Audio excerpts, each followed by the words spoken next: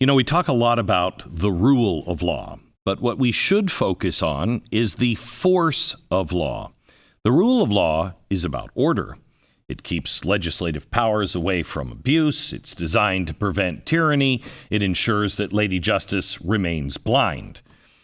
It's an example of actual equality, and most importantly, it strives for nonviolence. However, the force of law is not as clear. It uses power and the power of law to bring disorder, often resulting in violence or coercion that labels itself as justice. It's what happens when somebody rips the blindfold off of Lady Justice's face. It's usually somebody in a ruling class that will do it, an elite. It's what allows presidents and rulers to dig their grubby fingers into legislative powers. This can lead to a total suspension of law if it all gets out of control. Here in America, it's all about to lose control. The rule of law has vanished. We've seen it happen live, especially over the last 6 years. Well, today's guest is a guy who's witnessed the systematic corruption up close. In fact, I would suggest that this was a threat on his life. Remember the page after page after page that was completely redacted for the Mar-a-Lago thing? This paragraph, for some reason, just mentions his name. You'll hear why he thinks that's so important and what it was really meant to do. He's a former national security prosecutor. He has held posts within the CIA and the House Select Committee on Intelligence. He has had several high-ranking positions within the White House, including Chief of Staff to the Secretary of Defense. As Trump's counter-terrorism advisor, he traveled to Damascus in an effort to negotiate the release of 2 Americans being held hostage by the Assad regime. He was the lead investigator during the Russiagate hoax. His investigation led to the firing of Peter Strzok and several other questionable bureaucrats. They've retaliated against him with the force of law. It's no coincidence that he was named in the Mar-a-Lago search, the search warrant affidavit. His name was one of the few parts of the document that wasn't redacted. He was also given access by Trump to the National Archives. What did he find? Did he ever go? So if anybody knows about what the FBI was after at Mar-a-Lago, it's probably him. If anybody knows what the deep state is, it's probably him. As a result, he has faced death threats, racism that you would not believe. But as you're about to see, he is what I would describe as unflappable. He does not back down in the face of corruption. Today's podcast, welcome Kash Patel. Okay, before we get to Kash, let me tell you, we don't know the future for sure. Nobody does. But I can kind of guess, and you will really see that as this interview progresses, if it progresses the way I think it's going to. Is a good shot things don't work out real well. Might be a bumpy ride. So what do? You got to prepare your family. Right now, just today, there was the farmers of Europe got together and made an announcement. Vegetables are going to be hard to find this winter. Oh, good. So energy and food. We are facing massive food shortages all over the world, and it will affect you. And as inflation rises, that will affect you in food. So would you consider storing some food? I mean, you don't know what the emergency could be. I wouldn't be surprised. Would you be surprised if I said to you, on this just in, aliens have just visited the White House, and they're going to hold a joint press conference with President Biden? I wouldn't be surprised. This is an unstable situation. Prepare for the worst and hope and pray for the best. I want you to check out the great deals at My Patriot Supply right now. Just go to preparewithglenn.com. That's preparewithglenn.com. Save $250 now on a 3-month emergency food supply. Do it now. Preparedwithglenn.com.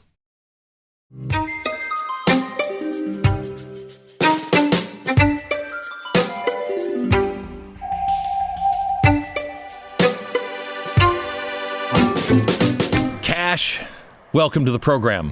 Thank you so much for sitting down with me. Glenn, thanks so much for having me on. And if I can just take 30 seconds to say, I grew up watching your show and learning so much about modern American politics and history. And for me to be sitting here, it's really weird and awesome. Wow, thank you for that. I appreciate that. You are somebody that I have wanted to talk to for a long time because of your credentials. You've been all over the world. You've been won citations from the CIA. You have been in line to be the CIA director. There is no one that I know of, well, very few, I should say, that could define the deep state perhaps as well as you, because you've seen it from both sides. Can you tell me what the deep state really is? Wow, we could go on forever, but I kind of call it an operation that's run by government gangsters. And I don't use that term lightly. I came to that term over the years where I found the erosion of our law enforcement and intelligence communities. For me, it started as a public defender when I caught FBI agents lying on the witness stand and there was no retribution or accountability, I should say. Then I became a terrorism prosecutor at Maine Justice. And similarly, I began to work on some pretty high-profile cases, such as Benghazi. And I remember reporting to Attorney General Eric Holder saying, we're going about this the wrong way, not getting the bad guys killed. You're politicizing this act. And they just let it go. And so it kind of carries from there. But I've always believed the top level, whether I was chief of staff at DOD or whatnot, those levels have to be filled with people who serve the mission. And those people are the ones currently, Chris Wray and at the time Barr and now Garland, who are giving top cover for the corruption at the FBI and DOJ. So I had a conversation with Bill Barr, and I found him to be a very reasonable man, etc. But as I've watched what has happened since he's left, the things he said, well, I was just protecting, make sure that this thing could come out and whatever. It's not playing out that way. So he's a very intelligent man.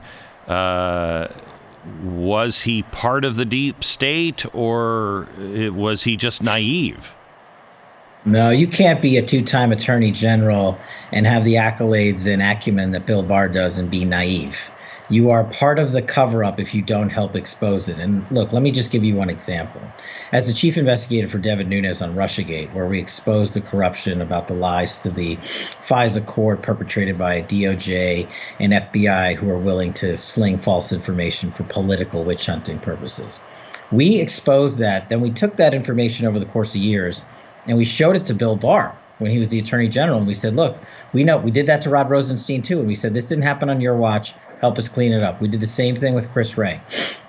And we supplied them with all the information. We said, help us. You're the executive. You're the top law enforcement officer. The American people want accountability. Will you provide it? And what I found, unfortunately, is that what the deep state does best is ride its mountain of arrogance for corruption cover-up purposes. And Bill Barr is right now, look, he's personally attacked me, which is fine. It doesn't bother me. I've been attacked by everyone in the country. And the most of the time I'm being attacked by whether it's liberals or Democrats or conservatives or whatnot it just means I'm over the top. And I called out Bill Barr for failing to do his job. He took, I guess ire against that and wrote about me in his book about how I wasn't qualified to do this or that. And I found it ironic from a man who became attorney general at the age of 37 when he had less experience than I did for some of the jobs I held when I was older than he was. And so, I guess he's doing a sort of book tour lap. So is this, Kash, the deep state, do you believe that this is a group of people that don't care who the president is? They're going to do what they want. Or are they controlled by a party? Or does it matter? Wow, that's a great question. No one's ever put it to me like that. I think it's a hybrid, Glenn, if I'm being honest. I think when Donald Trump got elected, it was, we don't care who the president is. I think if you take the watershed moment of before his presidency, it was, we know better than anyone else. And once you combine those two periods of time and fast forward to today, it's almost like we don't care. We are in these positions, be it SEC, DEF, chairman, AG, FBI director, what have you. The public be damned. What I've found is these people have come into these positions to service their own egos and forgot their oath of office to serve the American people. And time again, you see that on the national security front. It's what I lobby against the most, is the politicization of the national security and law enforcement apparatus of this country to the degradation of the FBI, DOJ, and DOD. And now you see most Americans, less than half have faith in these institutions. In 2022 America, we don't believe in the core values that stood up our country to protect Americans first. It's just a tragedy. Because we know it's not happening. I mean, you go back to Benghazi. We know we didn't get the truth. We know. I think all Americans, I don't care who you voted for, if you were honest and you just looked at the facts, you may not blame it on the same people or whatever, but you know that wasn't the truth. You look at what's happening to Donald Trump now, and he took documents that he said were he declassified. It's up to him to declassify them. Long story short, he did what he did, but he was president of the United States with the ability to do that. And then you look at the Secretary of State, Hillary Clinton, who actually sent people into a skiff and told them to cut off the top of where it said top secret. She knew what she was doing. She didn't have the intention to hurt the United States. Well, yeah, but if I did that and I had great intentions, I just wanted to keep it for a record, you know what I mean? I would go to prison forever. Donald Trump has to apparently go to prison forever. So how can we have faith in these? Because they're not treating the same things in the same way. You're absolutely right. And the way to restore that is to destroy the two-tier system of justice that now exists in everyday America. And it doesn't just exist at the FBI and DOJ prosecutorial levels. You see it exists at the state levels with the state attorneys general, such as in New York. You also see it at the whistleblower levels, where certain whistleblowers like Chiramella and Vindman are regaled and rewarded. Yes. And other whistleblowers who are recently coming forward at the FBI with actual corruption are essentially fired. Now, returning back to the two-tier system of justice, this is something maybe I'm biased in from my time as a prosecutor and public defender, but it used to be this was the one country in the world where if someone broke the law, the same law applied to everyone. But as you highlighted succinctly, that changed with the Hillary Clinton model in terms of how to handle classified information at that point. And it's just been a disastrous sort of downhill landslide ever since. And there is a solution. I've been a part of the machine to know that there is a solution, to be ticked off enough to get angry at the machine and then get past that anger and say, how do we fix it? One, people always say, is it just enough to have Congress? Is it enough to have the White House? It's not enough to have those three things alone. You need the American people. If the American people aren't educated in the fact that this can happen in modern day America, because Glenn, you know more than anybody, half of America, because of the disinformation campaign put on by the Democrats and the radical left and the corrupt FBI, thinks Donald Trump's an FBI asset, or a Russian asset. We have to go back and reteach the truth. And we shouldn't have to do that. But I think the American populace, I've always said this, has the biggest power to move the DOJ and the FBI, more so than Congress ever could with their subpoenas, and more so than the White House could with their appointments of AGs and directors. The only thing the FBI and DOJ listen to is the will of the American people. And if the will is saying you have violated your oaths and created a two-tier system of justice, we have to abolish it. I want to paint you a picture in the parallel economy I'm always telling you about. When you buy socks, you're probably getting them from, China or wherever. But when you buy socks from Grip 6, for instance, you're not just getting the best socks on the market, and I'm not making that up. They are guaranteed for life. Have you ever had holes in your socks? What if you could just return them and go, there's a hole in my sock? Guaranteed. That's how much they believe in him. But also, not only the best, you're supporting American jobs, and lots of them. You're supporting the American ranchers who raise specially bred sheep that produce modern wool. The American manufacturers who wash that wool. I think it's in South Carolina.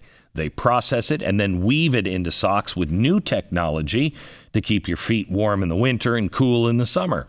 The American business owners who have accepted the risks that come along with only using American-made products and American labor. That's who these people are. That's what these socks really mean. You're not just getting socks. You're participating in an American movement, making a statement to the rest of the country and to the world. Hey, it doesn't hurt. At the end of the day, you're getting also amazingly comfortable socks. I want to challenge you to be part of the movement. Join this parallel economy and check out Grip 6 today. I wear them. I love them. I think you will too. Put your trust and hard-earned money in a company that does it right here in America. Grip6.com. Maybe you can answer this question. I just was in a meeting with my production staff, and I asked my producers, okay, here's the question I want answered. We all know, I mean, even people on the other side that vote the other way, if they're aware at all of what's happening just in their schools, at no time did any American except the extraordinary fringe say, well, an adult that's attracted to a child, we should think of that as a different choice. No time has American ever. We have always known pedophilia is an evil act. It's an evil act. Now, why aren't people standing up? Why aren't people, I mean in mass, why aren't people standing up? Couple of suggestions, and I'd love your comments on them. Are they afraid? Are they afraid of the FBI? And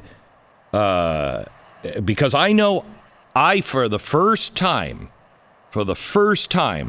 am very concerned. I wouldn't say afraid, because I don't like that word, but I have actually thought, I keep doing this, what is my life going to end up looking like? That's terrifying. I'm with you.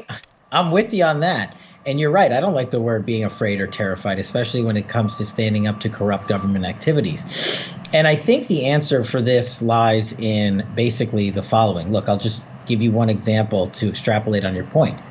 Crimes against children. Who can't rally around stopping such a heinous act? But we actually have just been told by the whistleblower that went to Senator Grassley's office and Senator Jordan's office, or Congressman Jordan's office, that not only was the FBI deviating and falsifying and cooking the book so we can have more violent extremist statistics for Chris Wray to lie about, but while doing that, they were taking off the mission. And he specifically, this whistleblower, highlighted the mission they were taking off of: child sexual crimes.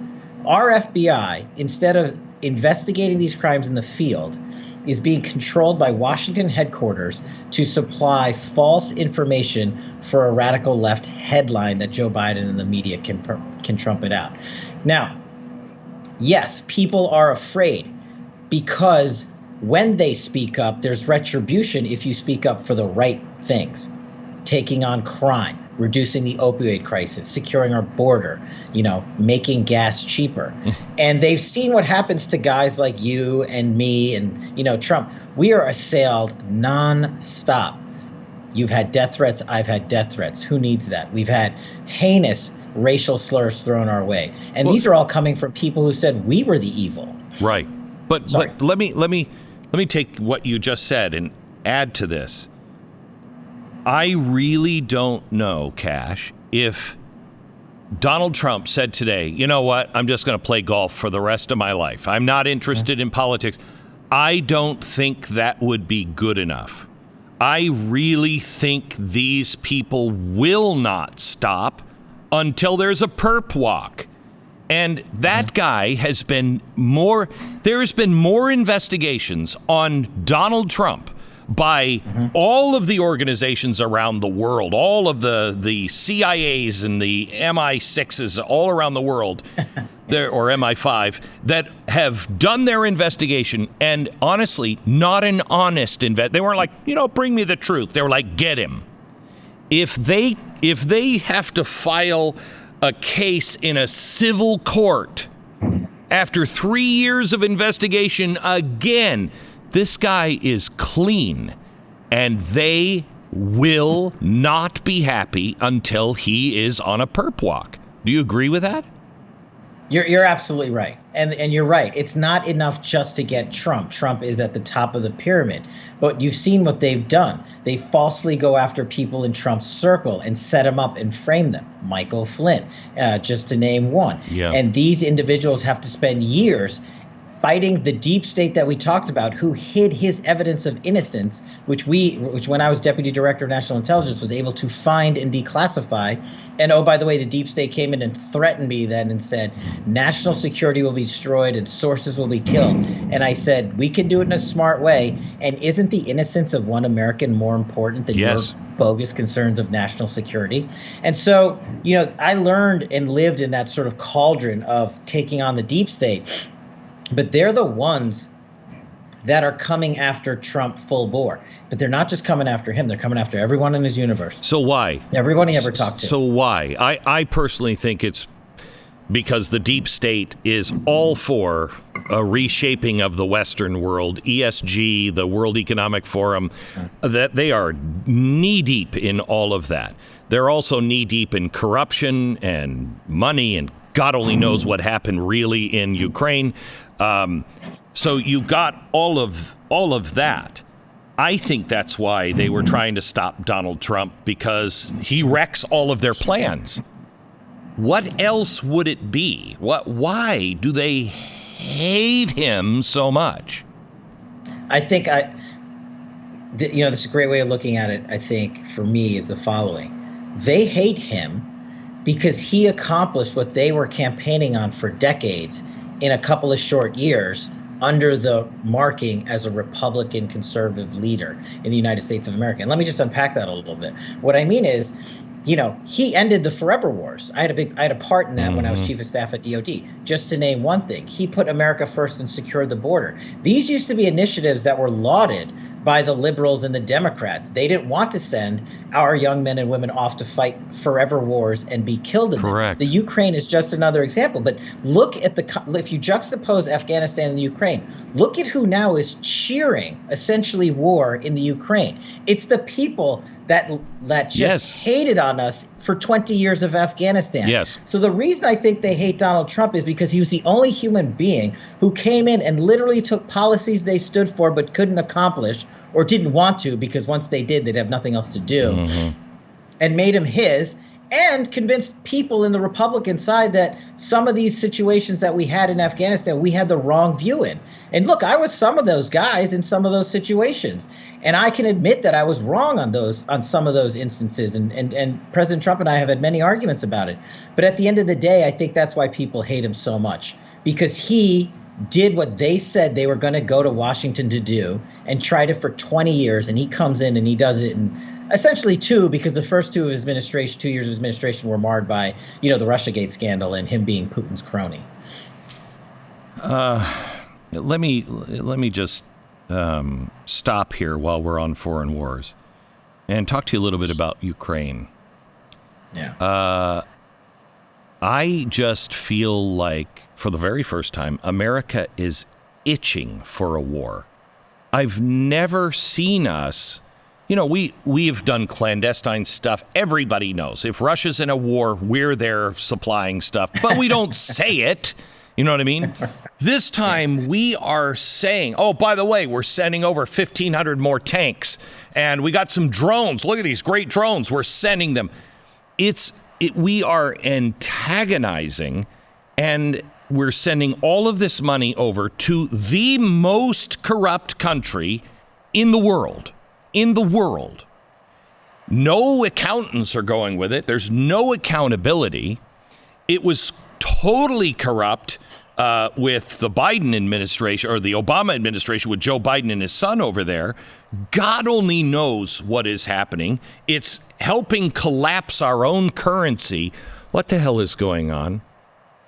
Well, if I could take it from this perspective, as a guy who was, a civilian in JSOC, Joint Special Operations Command, and was fortunate enough to be the chief of staff of the Defense Department, I am all for funding our troops, our warriors, our guardsmen and women, and our civilian force to the maximum possible. What I am 100% against is the defense industrial complex, and no one has taken them on. My first day in office as the chief of staff, I called the 5 CEOs of the big 5 offices, Lockheed, Boeing, Northrop, and a couple other carriers. And I talked to them and I said, look, you guys provide a valuable mission to the United States defense, but you also equally make billions off wasted products and services. But you know who wins? The lobbying industry in Washington, the crooked politicians in D.C., and you ask why they're itching to see a war. Because this town, tragically, as I have learned, is built and paid for in large part by this defense industrial complex that no one has had the gall to take on. Because every Secretary of Defense that goes through there came from it and has his golden parachute back out into it, Mark Esper being the latest. So until and unless you take them on like we try to, and make it a priority, and we'll be called, anti-American for doing so, then we're going to keep mailing literally pallets of money to the Ukraine with zero accountability. I analogize the Ukraine as the following. It's simple. It's the modern day Afghanistan. We sent billions of dollars for 20 years in troops and soldiers to Afghanistan and had no idea where the money went because it was the most corrupt country in the world. We are sending billions of dollars and the left is lauding us for doing it, but there isn't one banking infrastructure system over there to account for it. And when it gets there, you know what happens? Zelensky gets on the cover of Vogue magazine with his wife and says, America, why aren't you doing more? And one vignette that I can add is surface-to-air missile defense systems, which are near and dear to, what we do around the world.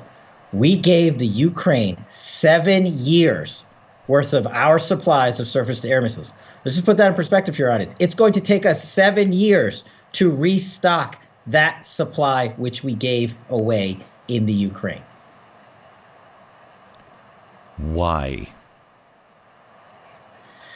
Because this administration thinks it's the cool, for lack of a better word, thing to do. First, look, I'm not against helping other countries. You're talking to an Indian kid who comes from one of the poorest countries on planet Earth. But I'm not out there saying America should send billions to India. I might get hated on it by my own people, but I said I was born and raised as American to help Americans first. And then if we can and have the wherewithal, help everybody else. Why the Ukraine? Because it became the anti-Trump rallying call to take on President Trump's agenda. They lost the ball with January 6th because the facts came out, and then Ukraine came in, and they know they couldn't take on the blame they were left with for the failed policies which allowed Putin to invade the Ukraine in the first place, who's now threatening nuclear war, by the way, because our leadership, Joe Biden and company, has no footing on the diplomatic international stage. They have no threat to defeat Xi Jinping, Kim Jong-un, or Vladimir Putin. And the reason the Ukraine has become the shiny object for the world is because if the radical left puts it out in the media that it's popular to do, then Joe Biden's going to trumpet it. I don't know if you saw Stacey Abrams was saying today, this heartbeat at 6 weeks doesn't happen. That's just a sound produced by men who are trying to control women's bodies. Are you now actually denying what an ultrasound does? Are you saying,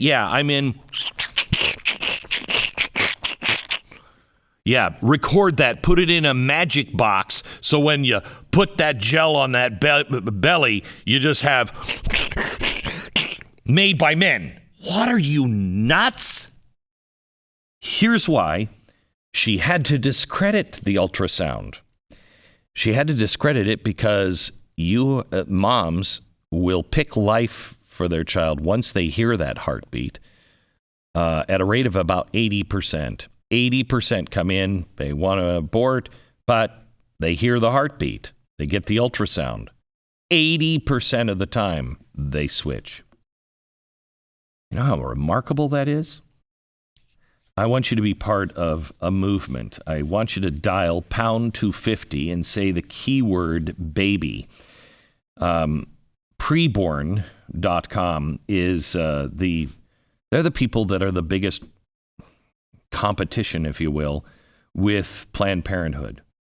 And things are so nuts, and we need God's protection. And I can't think of a single thing that will grant us more peace and more attaboy points than sincerely working to save children's lives. Dial pound 250, say the keyword baby, or go to preborn.com/Glenn. You played an important role. I can't remember what your title was when you were working against terrorism in the United States. What position did you hold? I was a long time deputy assistant to the president for counterterrorism, essentially the head of counterterrorism. Correct. Okay. For counterterrorism, we now have an administration that is using all of the tools from the Patriot Act, all the things that we said would never, ever happen in America. And you have him giving what I call the blood red speech, saying that there are terrorists and they vote for Republicans like Donald Trump. Can you give me any indication on how big even the Nazis are in America? And what is the end game other than the obvious one? The end game is to label enough of us as falsely seditious, treasonous, violent extremists. And I take you back to the example of how the FBI has been caught padding statistics to label all Trump supporters, and then especially anyone tied to January 6th, as a domestic violent extremist. That's fancy government verbiage for terrorist. And the difference that we did in the Trump administration versus this administration is we actually took on Iran. We didn't invite their president to our soil. We didn't say we want to get back in the JCPOA and pay you billions of dollars, which you can use to kill our men and women who are serving our country overseas. Donald Trump, he gave me a specific set of marching orders when I headed up his counterterrorism program and national security apparatus. He said, Kash, we're just going to do some simple stuff. Go kill the emirs of ISIS, wipe out al-Qaeda senior leadership, bring home American hostages, end the forever wars, and bring back our men and women in uniform. That's not really apolitical stuff. And I was in the situation room with President Trump when we killed Baghdadi. It's probably one of the highlights of my career in government service, if you're allowed to say such a thing. And I thought, wow, we just took out the world's #1 terrorist. And President Trump's first reaction was, go get me the names and numbers of the 4 American families whose children were butchered by this man. That was on his mind. That's what drove him and us to focus on the mission. And I remember CNN the next day actually wrote an article glorifying Baghdadi as some sort of Muslim saint. I forget the verbiage. And that's the difference, Glenn. That's the difference. When a terrorist is an actual terrorist, under Trump, they'll go out of their way to redefine him. When Americans are doing American activities and they are losing the battle, the media, they will label us through the deep state as domestic violent extremist or terrorist. And, we can't have that. So, when we got the affidavit, it was page after page. It was just all black, black bars, except for this page where they talk about you. What? How did you feel about that when that came out? Well, look, it takes me back to the days when I was the first individual subpoenaed by the January 6th committee. And I found out because the Washington Post called me in the middle of the night to say, we've got information. So you mean Adam Schiff and company leaked to you that I was subpoenaed? You could have called me. I think it's your duty when you're such a high-level government officer to go in before Congress and testify with accountability and tell them the truth. Now, we did that, and it cost me a couple $100,000, but that's why they do it. They want to they want to make you afraid. They want to sideline you. They want to get you a target on your head. You know what happened as a result of that subpoena? The same thing that happened as a result of unmasking me in that search warrant. I got death threats. I got letters. I got hate mail. I got racist vitriol spewed my way.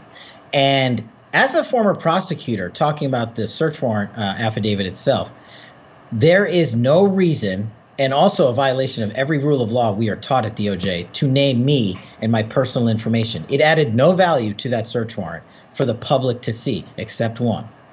Kash Patel is going to have a target on his head once again. We are going to go for him. He is going to have to bend the knee to our government gangster tactics. And I'm just not going to do it. And I've been, combating that ever since. And I'm sure it's going to take years for me to deal with it. But that's the reason they did it.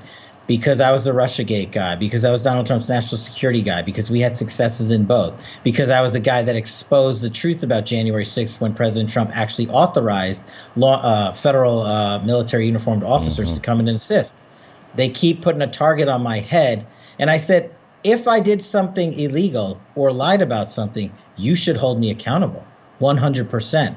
But you are targeting me for destroying your fake disinformation narrative that you have leapt onto the American people, and so many people have voted because you have lied to them, and now these people are still in positions of power. Okay, so I know this is ongoing, and there's things you just can't talk about. But I got to ask some questions, because I honestly, watching this, it was very clear, and then you got the special master or whatever he is looking at things. Is he a good guy, bad guy? What is he looking at? You were at the archives. I have no idea what the hell this story is, how it all actually is playing. So can we just take it a little piece at a time, and maybe you can, because if you don't understand it, people are worried about buying food and getting diapers and baby food. They have no idea what this story is really all about, and most importantly, why they should care. So let's start at the beginning. The president, I shouldn't say that. The GAO, the government office, okay, they came in, they scooped up all of the papers, they put them in boxes, not at his order on, I want this paper and this paper. Am I correct so far? I mean, I wasn't there for that, so I don't know. That's what I read publicly. Okay, all right. And so then they're shipped down to Mar-a-Lago.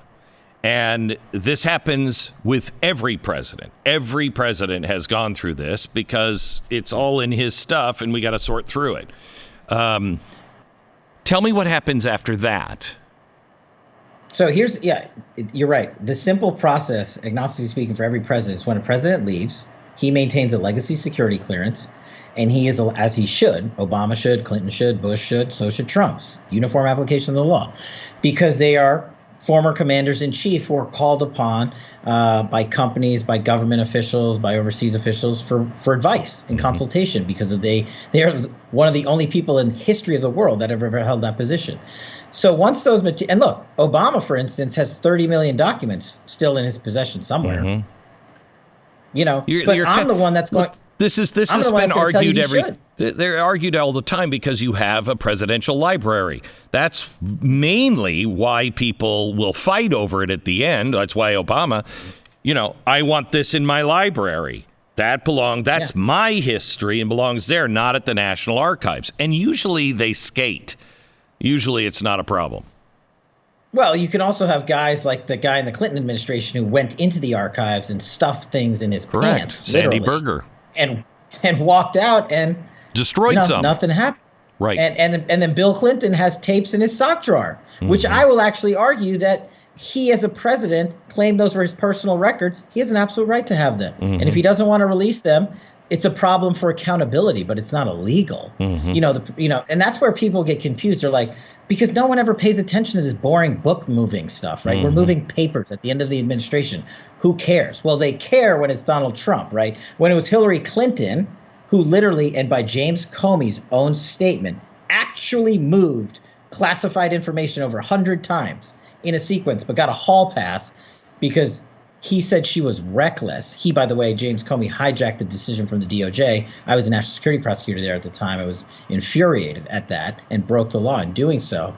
And so what this is all about to me is basically teaching the American people about a uniform application of justice and not a two-tier system of justice. And this is the ultimate example. And if President Trump doesn't fight this, then they're never going to learn it. Whether documents were classified or not and what was is a side question to the ultimate rule of law. And the commander-in-chief sitting atop the executive branch is the sole arbiter of classification. That's it. That's the law. That's the thing Americans need to understand. When President Obama went out and told the world that we had killed Osama bin Laden, and rightfully so, not only did we do it, but he told the world, he wasn't back there saying, okay, let's run this rigorous process of declassification so I can go tell the world. He said, I'm going out there and saying it because I'm the president of the United States. I have the authority to do it. Why is it any different now? So that famous picture of all the documents laid out, I actually heard CNN, and I think this is revisionist history because I think it was first announced that they were showing them. But now it is, look at how unsecure this is how these documents were found, all spread out on the floor like that. Is that how they were kept? I mean, what I've said publicly is I learned that there were documents at Mar-a-Lago when the world found out there were documents at Mar-a-Lago. So I can't testify that they were kept that way. Having been around President Trump, I don't think he would just have them scattered around in perfect position for pictures to be taken. And, if I could borrow from my friend John Ratcliffe, the former DNI, great American, he said, those are government cover sheets that say top secret on them. Those aren't classified in and of themselves. Also, just because documents have classification markings on them doesn't mean they're still classified. All documents that were once classified say that and declassified later have classification markings on them. I know. I have stuff from World War II that are clearly marked top secret. I've got the landing charts for D-Day, all marked top secret, eyes only. I think it's okay. Okay, so you at one point were asked with John Solomon to go to the National Archives. It's my understanding that the National Archive, if you are the head of the National Archives, that's not a political position. You are the archivist. So without passion, you preserve history. Correct? That's what it's supposed to be. You're the librarian. Yeah. You're the librarian. You're a librarian, right. But it was the National Archives that reached out, the head of the National Archives that reached out to the FBI, which is unusual. Usually if they have a problem with the president, usually just go right to the president. Can you speak at all to what happened with the, we were sending them the stuff they asked for, and now all of a sudden, we have to get out of the house, and they've got a SWAT team at the house. Yeah, all I know is what's been publicly reported, that the archivist for some reason made that referral that you said about Trump, but the same archivist didn't make that referral about Hillary Clinton. And so, again, the two-tier system of justice. And it is 100% true. The president earlier this year named John Solomon his representatives, formal representatives for the National Archives, which a president's allowed to do, to start culling through the paperwork and, as you said, essentially building his library and, putting out documentation for the American public.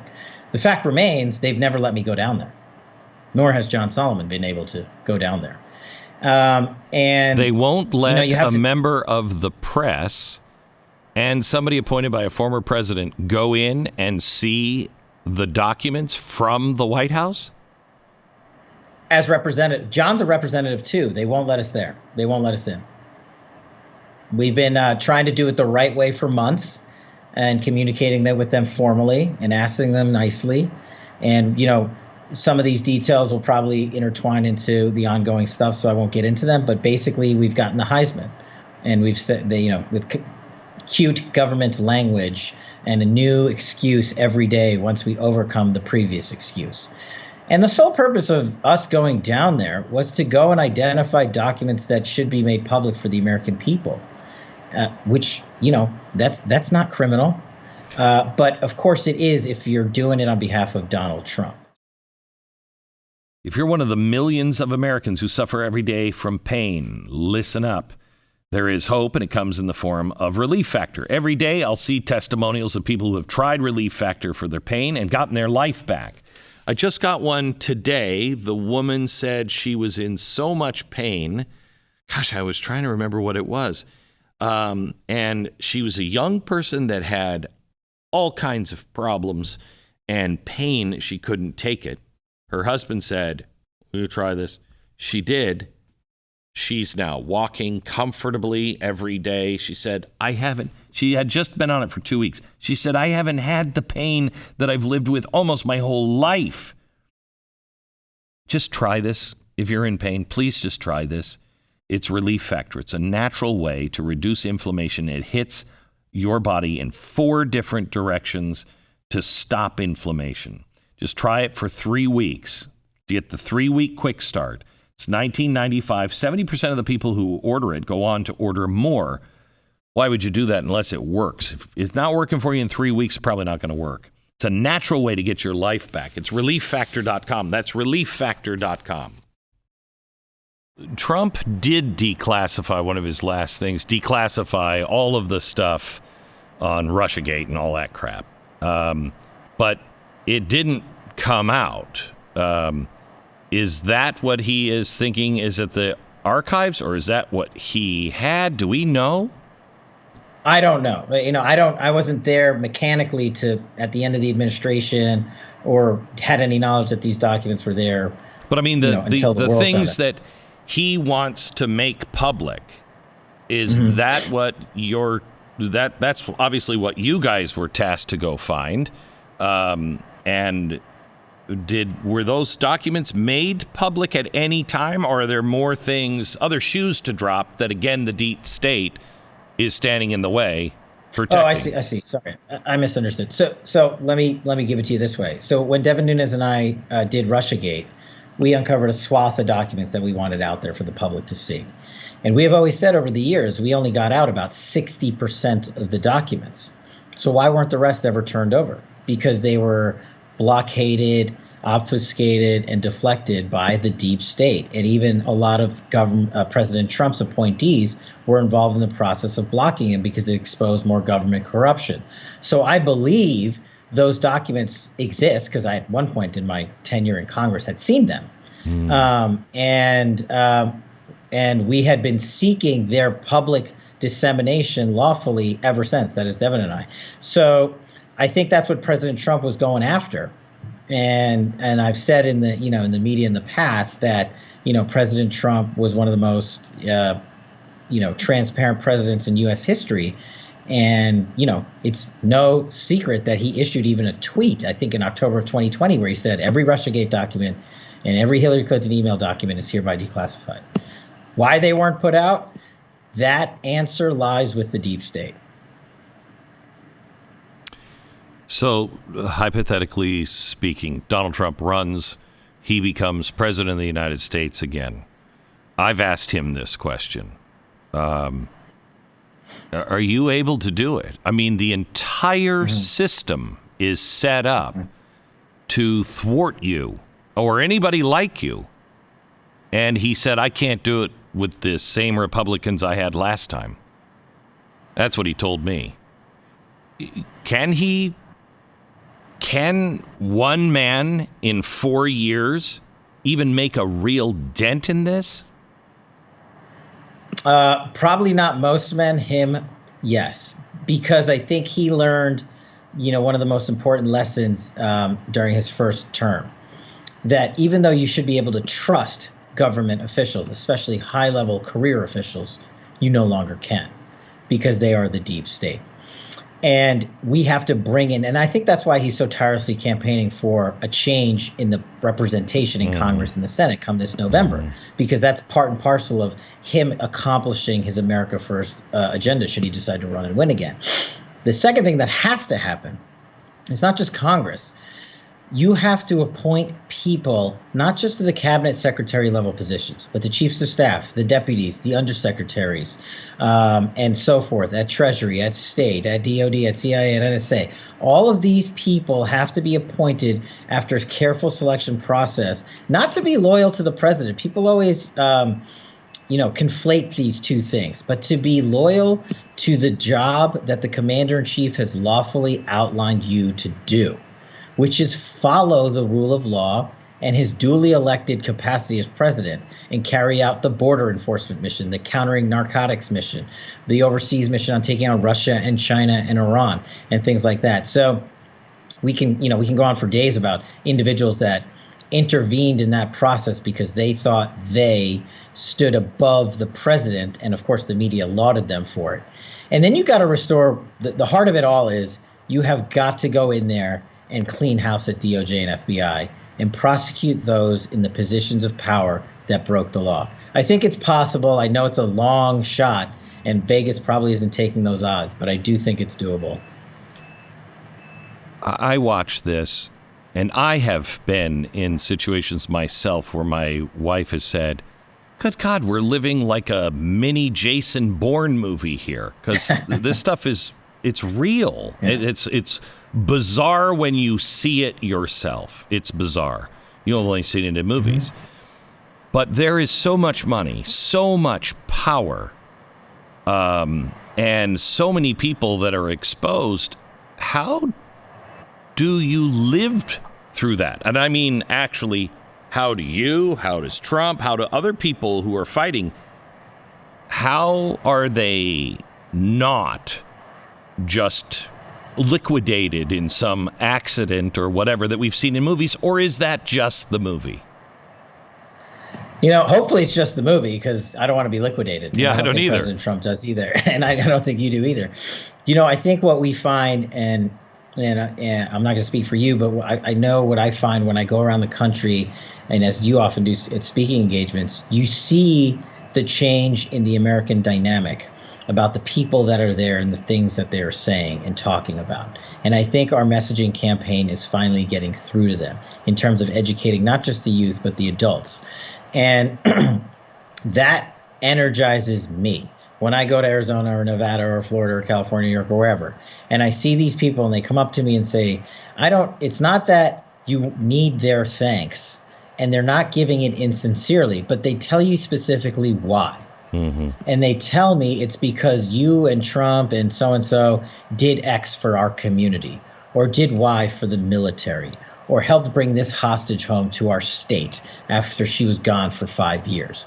Things like that, I think they're tuning into more because they've learned, a lot of these Americans, that they've been bamboozled by the disinformation campaigns of the fake news mafia, and they need to be more involved. So I think why we don't stop is just that, because if we stop, who's going, at least from President Trump's perspective, who's going to come in and fill that seat? I'm just trying to think about making sure that I've covered everything I wanted to cover on the Mar-a-Lago thing. I guess, I need you to explain to the American people why this happening to Donald Trump, or how it affects them. That I don't care who you voted for. Mm-hmm. This is a big deal. And this is the time I sort of tell you if the shoe were on the other foot analogy, right? And it's a little colloquial, but it's about as easy a way to break it down as you possibly can. What if Donald Trump were Joe Biden and Joe Biden were Donald Trump, and you applied the same sets of facts to these situations? Or better yet, Barack Obama. What if the FBI raided Barack Obama's home in Chicago, ransacked it and turned it upside down after getting a search warrant against a former president of the United States for supposedly having classified information? These same people that are excoriating President Trump would be out there excoriating the FBI and DOJ for these actions. And in order to change that and defeat the two-tier system of justice, you have to level that field. And that's why people need to care. Because if you don't want it to happen to you in your own homes, and you don't want it to happen to your brothers and your sisters and your moms and your dads because they are America First people, or because they support Donald Trump, make no mistake, that's who they're targeting. And until you fix it, they're going to continue to target you. And that is why I think Americans do care, but that is also why I think more Americans need to care together. Have you heard the term glowy? I don't know. I know we talk about glowing poo in my new book, but other than that, no. Now, glowy, I guess, is a government agent or informant infiltrating, often right-leaning, political space with a supposed intention of surveilling violent extremists, provoking entrapment. I guess this is... Yeah, so... Go ahead. That's just a confidential informant, and this takes me back to January 6th. How is it that a person like Ray Epps and company were on the FBI's most wanted list on day 1 and removed on day 2 for the incidents of January 6th? And all the videotapes that we've seen about him. And then the head of the FBI Counterintelligence Division goes before Congress and is asked by one of the senators, is Ray Epps a government informant, an undercover operative?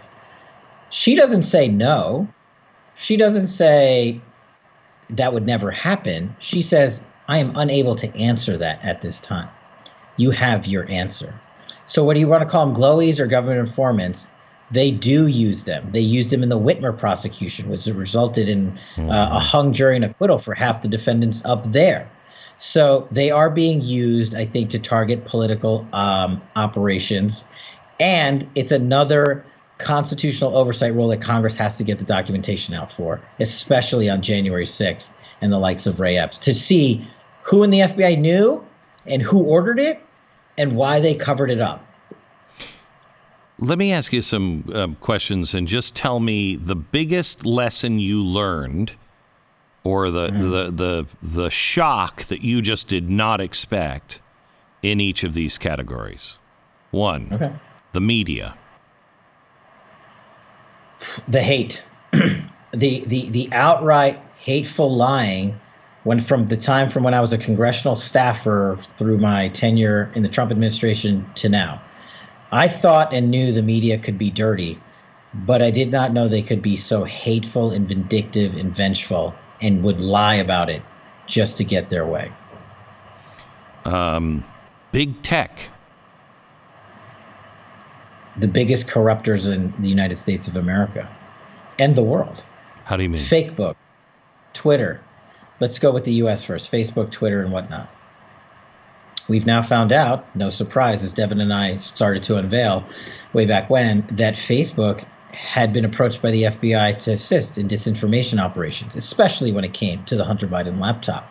And that Mark Zuckerberg spent $400 million in an election cycle for what we don't exactly know yet. And so when you have a company of that size and you carry yourself out to be a pro-American company, welcoming of all people, and you perform those activities, then you censor freedom of speech.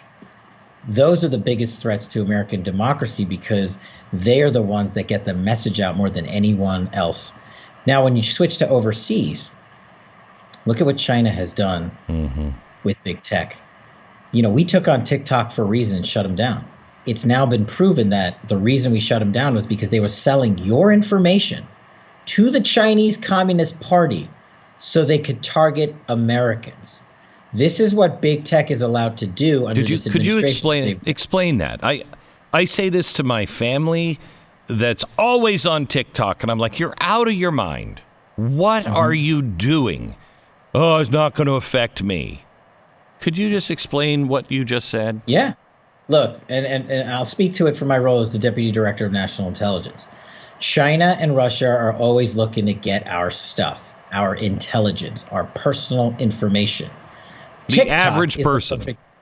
The average person. TikTok is because you can't target from a micro perspective. If you're an adversary to the United States, you target from a macro perspective. And you hoover up as much info as you can, and then you have a zillion analysts at home sifting through it. TikTok's the perfect example. TikTok's parent company, ByteDance, was a Chinese-backed company. So what did they do? They essentially allowed that company, and we caught them, to just shuffle information of your kids, of your brothers, of your sisters, whoever was on TikTok in America, over to the Chinese Communist Party. And Yeah, maybe they're right, and they're like, they're never going to use it against us, but Well, they're using against us writ large. They are making money and stealing our information, and you are giving it to them.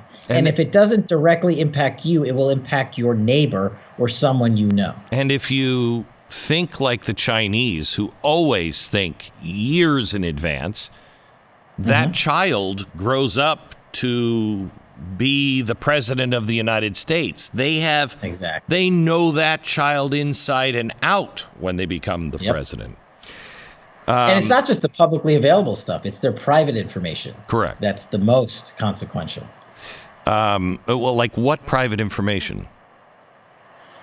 Like not the videos you're posting, but Yeah, right. your But phone what you're number. doing, your Your phone number, your email, because people don't really change those. And once you have that, we used to call them in government selectors, you can trail these people outside of TikTok and wherever they go. You make a purchase on whatever.com. You go and sign up for platform A or app B and you use this phone number. Guess what? The Chinese Communist Party and the Russians know who you are from your association with TikTok and take all that information and make a profile of you. And when you're a grown up and you're in a position of leadership, they will use it to damage this country. Let's say you're talking to a Democrat right now, voted Democrat their whole life. They're not overly political, and they're not a Marxist, okay? But they watch the news, they follow, and they don't like Donald Trump, and they think that, some people are very extreme on the right. What do you say to that person to open their eyes from you, based on your experience of what you've seen? I would ask them to give me their biggest example of why they believe that to be the case. And what's likely to come out of their mouth is something associated with Russiagate, something to do with January 6th, something to do with the impeachment 1 or 2, or something maybe to do with Mar-a-Lago. And then if they're willing to have a conversation, you walk them through the facts and you say, okay, you said this was a lawful operation to take on and spy on a president of the United States. Well, the facts that are borne out through an independent review, Inspector General's report, have revoked those warrants. The FBI has admitted they lied, and they got caught, and people were fired, and John Durham is prosecuting some of them. Those are unassailable facts. Now, they might not want to listen to them, but I'm willing to have those conversations, be it Russiagate or January 6th and the National Guard and troop deployments and how we had it right, and Nancy Pelosi and Mayor Bowser blocked us from protecting the Capitol. And all those facts have come out. Just they don't get them because they're listening to the disinformation campaigns and the fake news. When you were doing all of the Russiagate investigation, we were doing a parallel investigation here, and I entered it with an open mind. I don't think Donald Trump did this, but if he did, he should go to jail. He should not be the president of the United States. What I found was this. Again, it was almost like when it comes to the democratic world, the polar point that the world spins around seems to be Ukraine. When you started going into all of the impeachment, talk to me about that.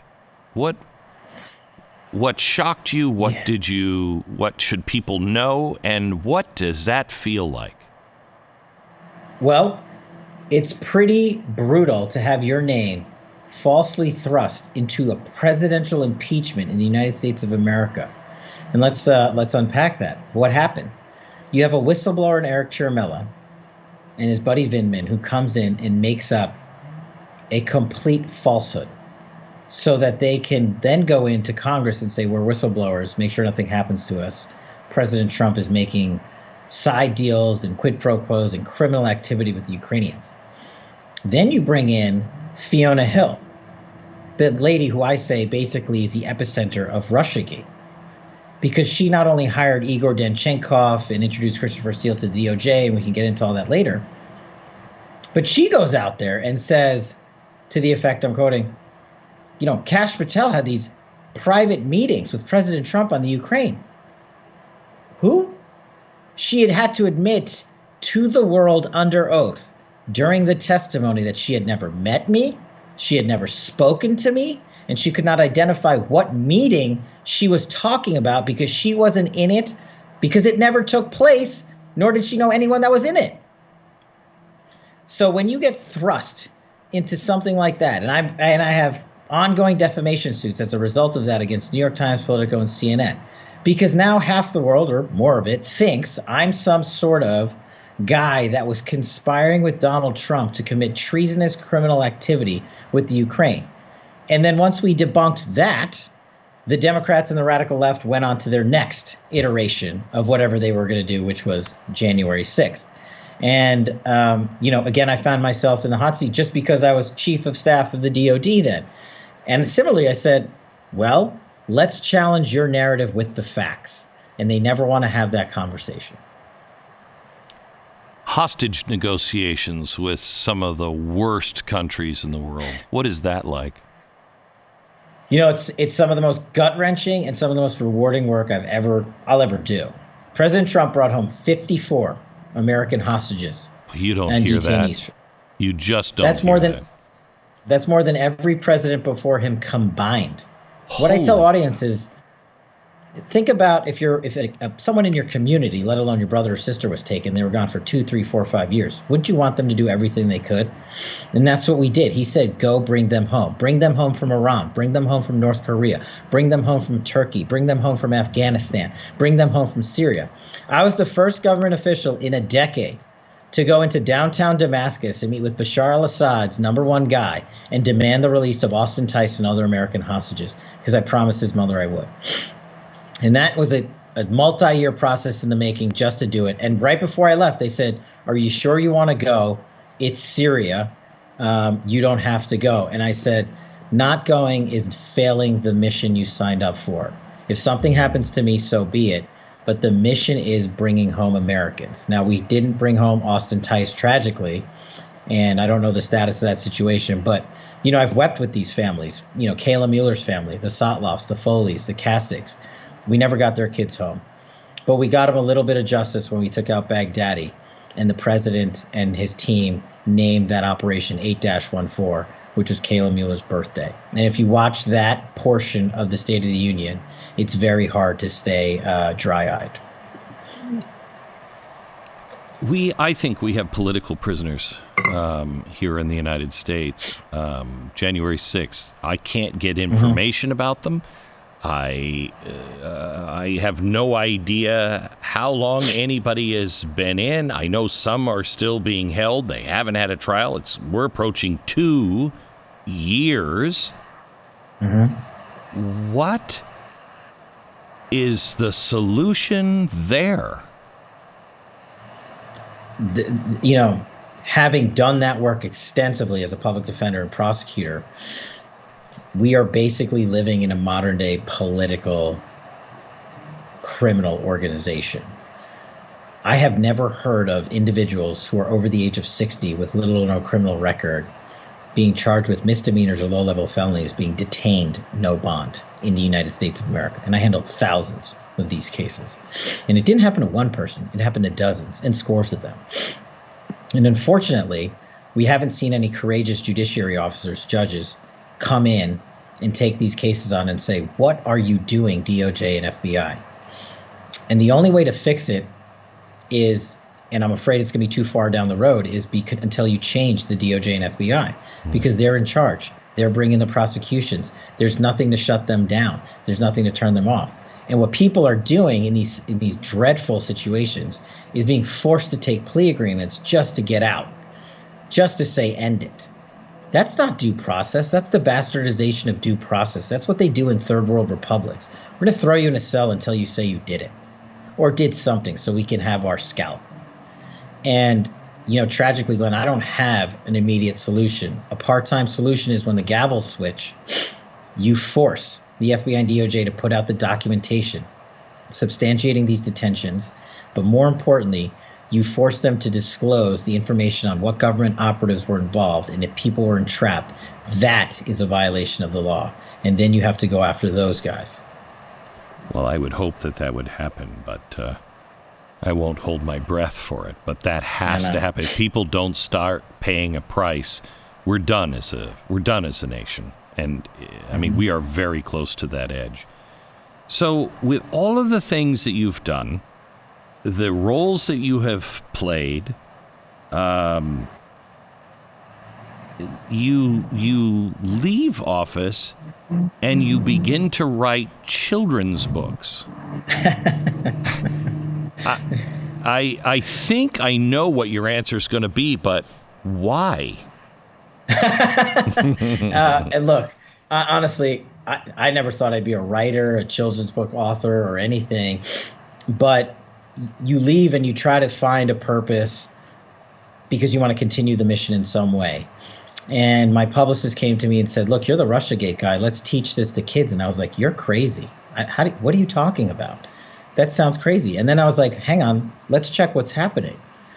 Why are kids being force-fed CRT and gender dynamics? Why can't we teach them history apolitically?" So we did The Plot Against the King, which is available at plotagainsttheking.com. And it became a #1 bestseller because here's what we did in that book. And adults have liked it as much as children. We said, you know what's important? Truth, service, and mission.